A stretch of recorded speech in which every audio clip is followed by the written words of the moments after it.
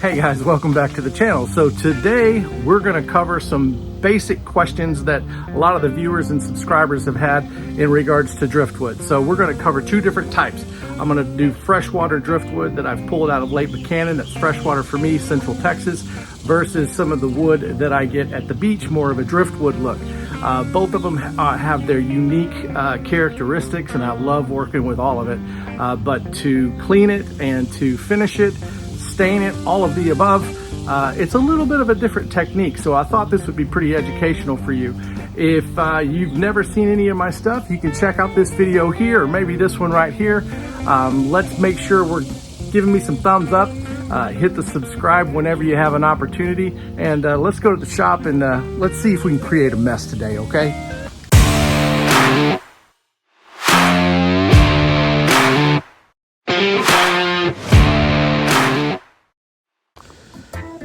All right, let's walk back to the shop. There's a stock tank pool. I got a video right there. You can check that out. This music I picked because it makes me feel like Uncle Rico from Napoleon Dynamite. So anyway, I keep my driftwood in here. So I just wanted to kind of compare and let you see what this stuff looks like in the raw. I'm sure you're familiar with it, but you see the typical driftwood that's from the beach. I've got some over here as well, some big longer pieces from the beach. But there at the bottom right, that's what's collected from the lake. It's got that stumpy appearance, it's rigid, it's darker, and it doesn't have that really smooth, sanded finish that you would expect to see from driftwood like you see there, because that I just pulled out of Bryan Beach last week. So anyway, that piece there on the far left actually is from the lake as well. So that just gives you a good idea. All right, so you kind of get the idea of the different appearances, right? And that's just speaking for what I find here. It may be different if you're living up Michigan, or if you're living in Louisiana or California, wherever. The wood's different, the climate's different, the elements are different, so the wood's gonna look a little different. But, and if you were thinking, this looks like a greenhouse, well, it was. Only thing is, it didn't really work the way we wanted it to, so I converted it into a shop. So anyway, that's that, right? So I want to show like this. This is a piece we got off the beach and Bryan Beach in Texas. I caught a video of that, just kind of hunting for some of this stuff. You can see that it's fairly smooth. It's also soft. Right, if I squeeze this, I can just kind of tear that off. At least this can, for this one. Not all of those are that way. This one's hollowed out. This one's super lightweight, right? But you can see it's got that smooth, kind of that typical driftwood appearance that you're probably accustomed to. Take a look at that. There you go. And then I've got some pieces that I got from the lake, right? So for example, this little piece, this is lightweight as well. I don't know what type of wood it is, but you can see that the details and the markings, the color, all of that is so different, and I would finish this differently. I'm going to prep this differently. Let's see, I've got another piece down here. Let's see here. I'll pull this one up and you can see that. See, this is more like a stump, but it's hollowed out. And again, this is a very different working with this wood. This is still really hard. I got this when the lake was down at Lake Buchanan. And so a lot of you have asked, well, how do I finish this type of wood? Or how do I finish this type of wood? Show me more. So what we're gonna do is I'm gonna take two small pieces today, one of them from the beach and one of them from the lake, and we'll go and explore a couple of different options that you have as far as getting these things to where, you know, they're showroom quality, right? But anyway, let's come along. Okay, so piece number one, this is freshwater. This is from the lake. Might be oak, might be cedar. Hard to tell when it's in this kind of condition. I've already power washed this. I've got another video where I just power wash all this stuff. But there was so much dirt and debris, and there were zebra mussels in there. I had to get that clean. This is another piece, much lighter, also from the lake, right? So you can see the condition there. Kind of got a little hollow thing right there. Wanted to show you that. And then 2 pieces of the driftwood from the beach. And so I'm going to catch this on a time lapse, and while I'm finishing these, I will stop along the way and just kind of talk through the process. Make sure if you have any questions to ask, and let's go ahead and get started.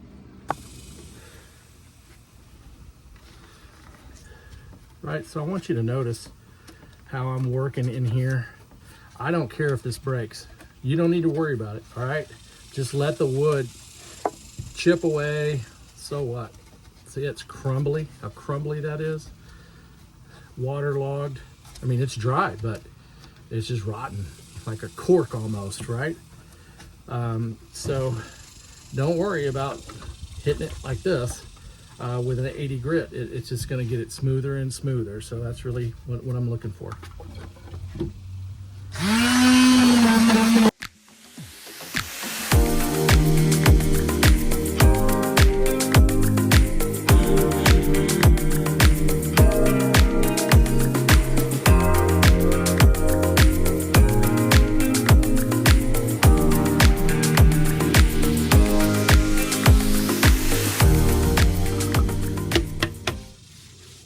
Okay, so the question gets asked quite often. You can see how far along we've come with this already.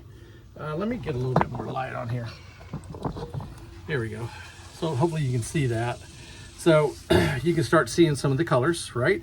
You can see where I've taken this down, and will continue, because again, it's still soft. A lot of people ask, well, how long do you use the 80 grit or the 60 grit? When do you start changing the grit of sandpaper?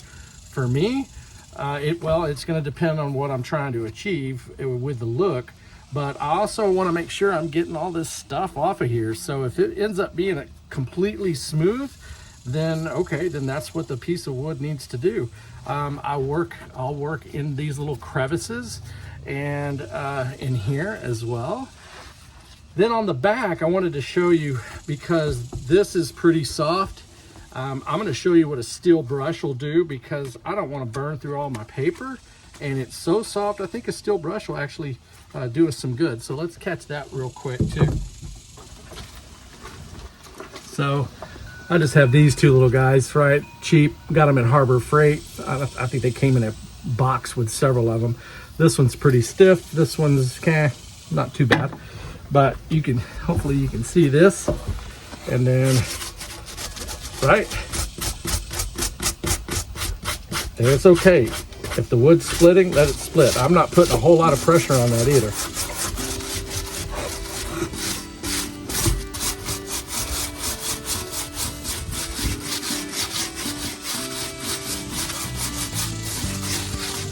There we go. See, coming right off. And that's really what you want to do. Just keep working it. Keep working, scraping through there. You'll come up with there'll be a little spot that's a little softer than the other one. Either way, that's okay. Oh yeah, this is just a crumbled mess. And I've had some of these split on me after I'm already put in hours worth of work, and it just splits right in half. And this one's fixing to as well. See that right there? That's probably gonna crack. That's super soft in there. Yeah, that's exactly what's gonna happen. I'm glad we're seeing this, because hey, look, this is not perfect. It's nature's lumber, right? So, but you can see that's gonna, oh boy, yeah, see? But that's okay, not a big deal. Let's see if it needs to split further. I can't tell, but you can see there's little pores where it got water rot, and then who knows, little bugs. Don't know. That's okay. That's what's cool about this, is kind of like you can follow the directions, you can follow the rules, but that wood, can make it difficult at times. As long as you go in there with the right attitude, knowing that, you know, it might fall apart, it might crack, that's okay. It's still working, you know, it's still working. See, and that right there is pretty soft as well. Almost feels damp, but this has been over a week since I got it. Got it for during Father's Day down there. You need to check out a video I made. I made my dad a little charcuterie board out of an old piece of mesquite. He really liked that. Okay, yeah, this is good. Now we're getting somewhere. Grinders. Let's talk about using a grinder on this. A grinder would rip this to shreds. So that's why I don't use it on this. Which is important. Hello? Which is important because when we do the lake driftwood versus the beach driftwood, I will use a grinder because it's just too much. It's too much with a sander. It takes too long. I mean, if I'm just gonna leave it as a whole piece, maybe not, but you get the idea on this, right? Okay. Now I'm gonna hit the backside with the sander again. Let's see what kind of damage we can do. Move this out of the way. Yeah, it's still pretty good.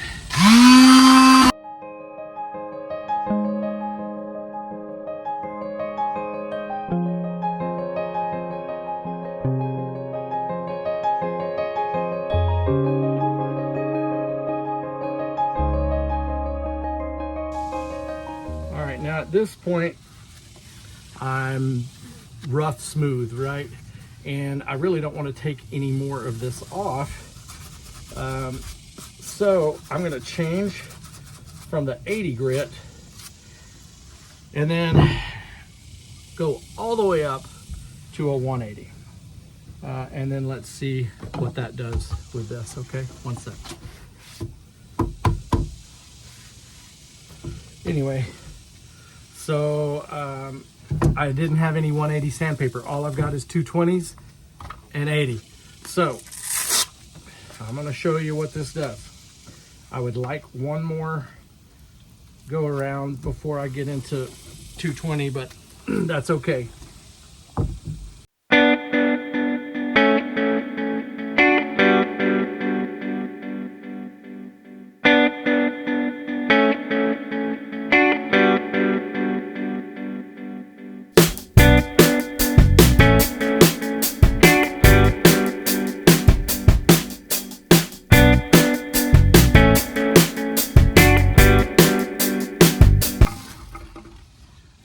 So this right here, you can see the difference in the color right here is so soft.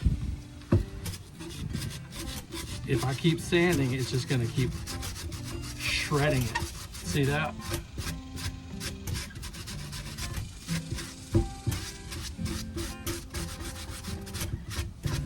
Yeah. So here's my option, what I'm going to do with this thing. Let me see if I can get it in the light. Hopefully you can see that a little bit better right there, right? See that? And I'm just peeling it off. So what I'm going to do is I'm going to stop on this one and start on the one from the lake to show you the two differences. In the meantime, I can set this out in the sun, let it dry, because it's just damp. That's what the more I'm getting into it, the more I'm feeling how damp it is. But overall, it's got a nice, pretty smooth finish, and we're not even there yet, right?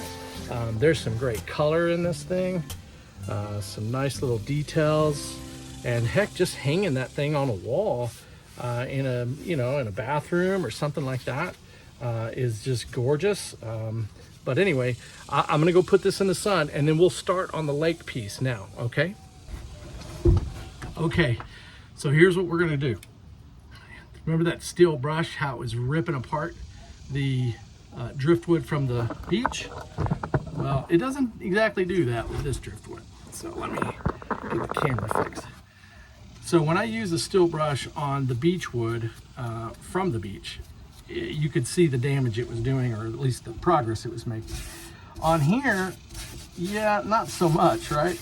I mean, you can see that it's taken off some of the little fuzz, and that's fine, but good luck getting all up in there on the front end as well on this back side. And again, this has already been power washed, but I still have zebra mussels in there.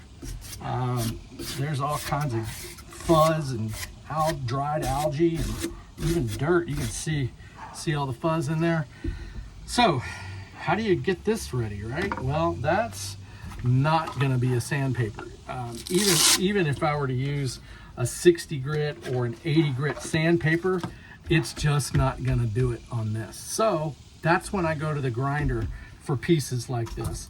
I can knock all this stuff down and get to where I can figure out the next steps, right? This is just some random piece. I don't have any idea what I'm going to do with it, but let's see what the grinder does to this thing. Okay, so here I've got 3 different grinder heads, right? I have used this one a whole lot. It's got some decent sized teeth on it.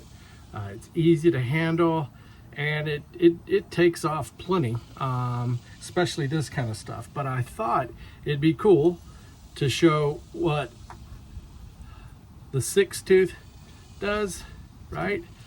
An 8, and then this side by side. So we'll do a comparison of all 3 of those, okay? And we'll do it on the same piece of driftwood. Hopefully you can see that. I'm just gonna do right in there.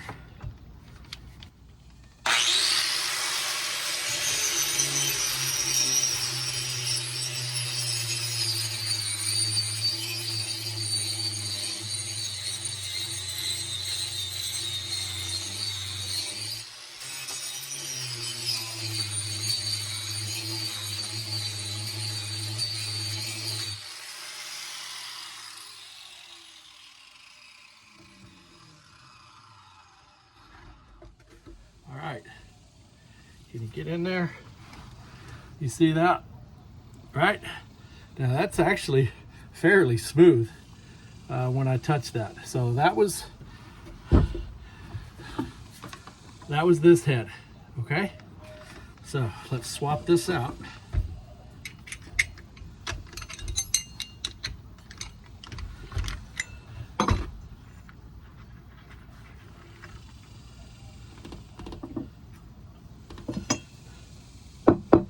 Now I'm going to go with this 8 head, 8 tooth, teeth, tooth.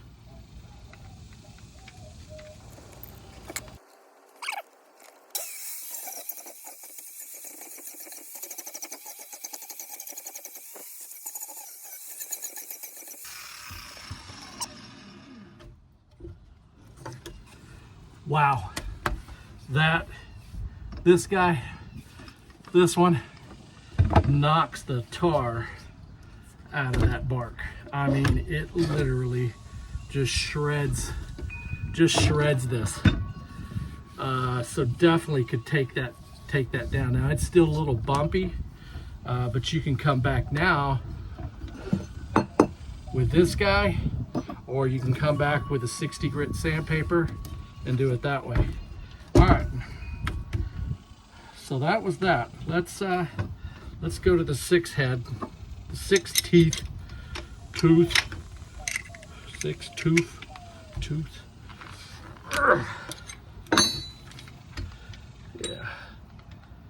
Yeah, that didn't look right when I first had it on there, but it sure as heck worked. All right, this is going to be, obviously with a 6, it's going to take off even more than the 8 did.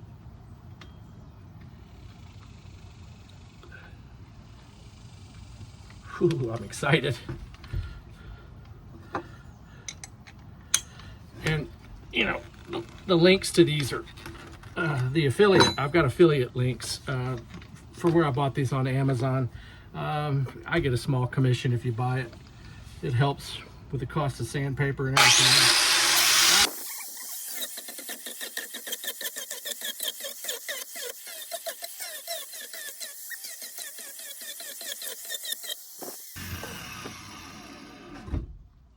Yeah, that is crazy. Let's do it on the back side.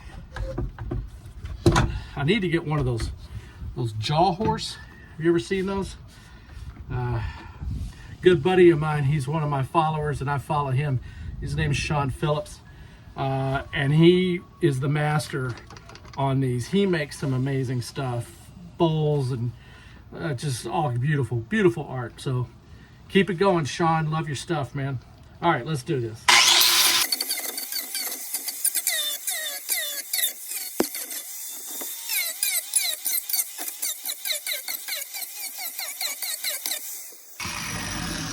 Yeah, man, that is great. All right, so let's go back. I'm gonna do the 8 again and see what that does on the back side, because it's a little bit of a different feel back there. Wow, that is freaking cool. Obviously, this is new for me. I mean, I've done this guy several times, but when I was really reading some of Sean's stuff, and a lot of the carvers out there use this. Great, man, so cool. And you don't have to do this. I mean, clean up the piece of driftwood and stick it in your garden, you're done, right? Doesn't have to be all crazy like this, but I like it. Here we go.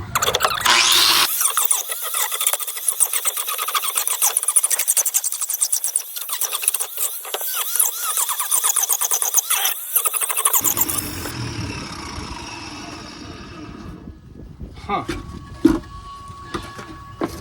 Now that is just pretty cool. And I think what I'm going to do is I'm actually just going to cut this piece off. And then that way I'm just working with that. So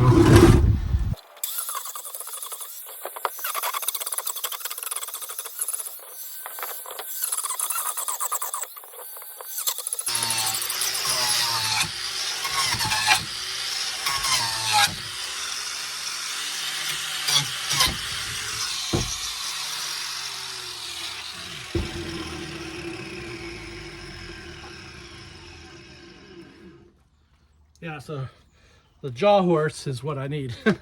It's like a sawhorse, but it's got a big clamp on it. All right, so this piece is fixing to crack in half because I just dropped it, and that's okay. This was a demonstration, guys, right? And there's still some work that can come out of this. This can make a really nice piece, and so can this. So hopefully I can continue to work on this and get it ground down to where it's even thinner, and that may be really cool just to hang on the wall. I like the way that there's gaps in there. I'd have to clean it up a lot. So I'm gonna keep working on it, even though I lost that half, right? No big deal. Just happy accidents, right?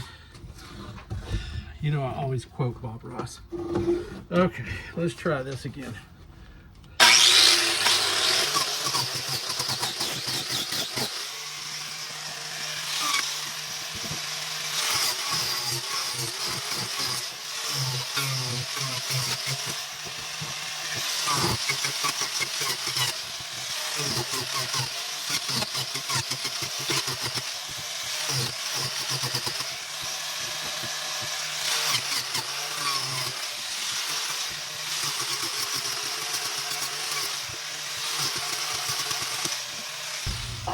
Okay, so what is this? I have no idea, right?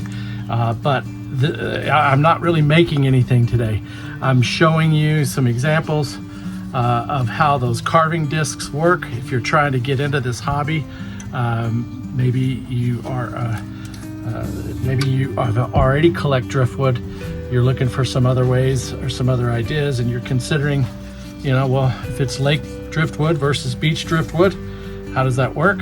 So those carving discs are awesome. I'm not going to do any more because this piece is too small. You can see I was holding the grinder with one hand. Don't do that. That's really dangerous. All right, so this is a couple days later, but you see what I got? Yeah, you gotta love Facebook Marketplace, right?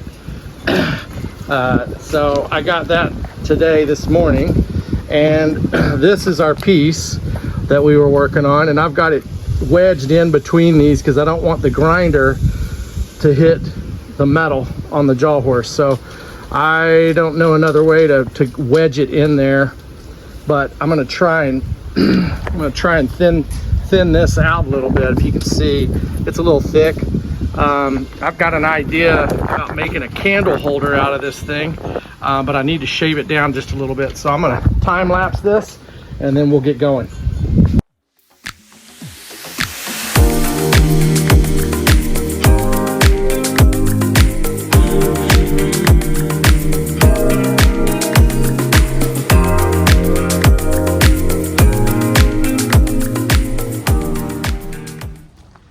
Yeah, so you can see that's shaved a lot of it off, right?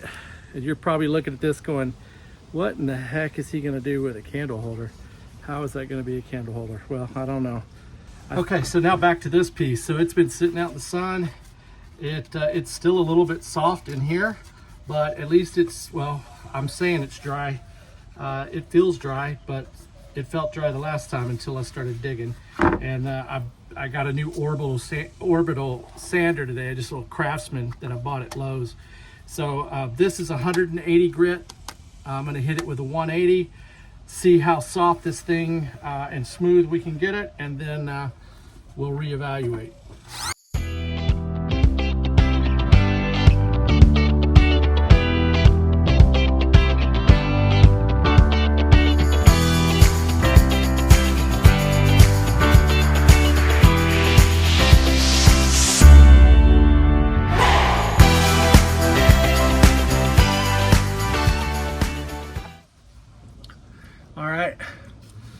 So this thing is really nice and smooth. You know, I'm not really too worried about the back, but this is cleaned up really good. I had a couple of troubled spots, but you know, once you get past the superficial layers of the outside of the driftwood and you get down to the core, that's where the wood's really got the integrity. That's the character of the piece. And now that I say that, I think we're kind of like that too, right? Once you get through the superficial stuff and you really spend enough time, you can get down to the core that makes this so beautiful and so special. Anyway, and it's still not perfect, right? It's still not perfect. Well, somebody's calling me. It's still not perfect, and there's still imperfections. So even when you get down to the core, there's still imperfections, right? And at some point you got to go, you know what? That's what makes it special. And just saying this, it's so funny how that's kind of synonymous with us spending time with people and building relationships with people. And you get past the superficial stuff, which is hard to do and it takes a lot of work. But then you get down to this. So I'm going to put this to the side. We're going to clean that up, and then I'm going to go and work on the other piece. But we're getting there.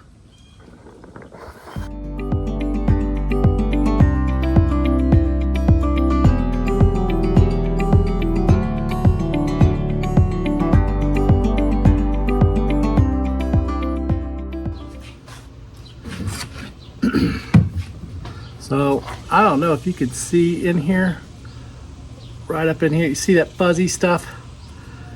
Real difficult to get that dried algae out of there. So I use a propane torch and carefully, without burning the wood, I just burn the algae and then go back with a steel brush or a softer brush depending and clean it up. So we'll do that real quick.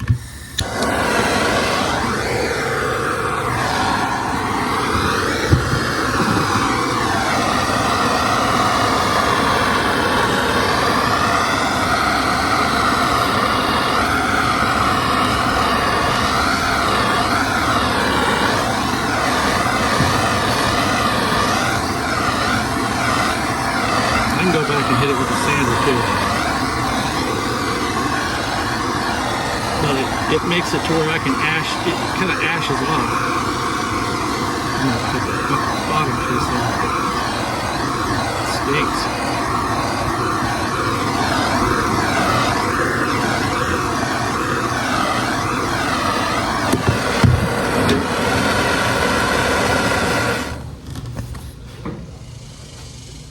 See, little wire brush like that.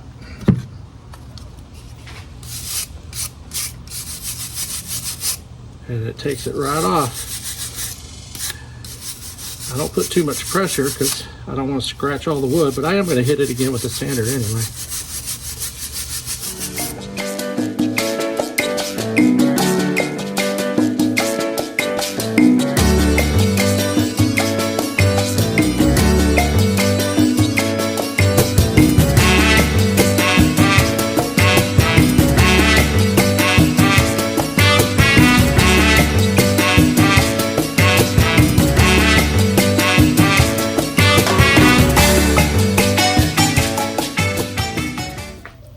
You've seen me use this before.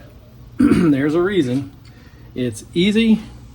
There's very little mess, and it keeps a really great color.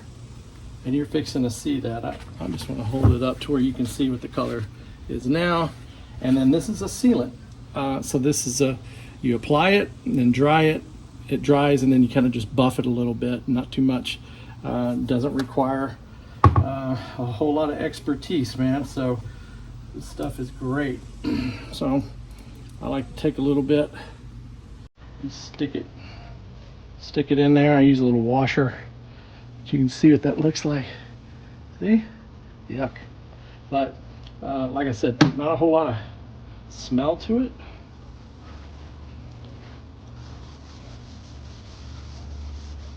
But it seals it. Brings out the colors. You see that? Oh man, so pretty. Get a little bit, brings a little bit dark, but oh, nice, very nice.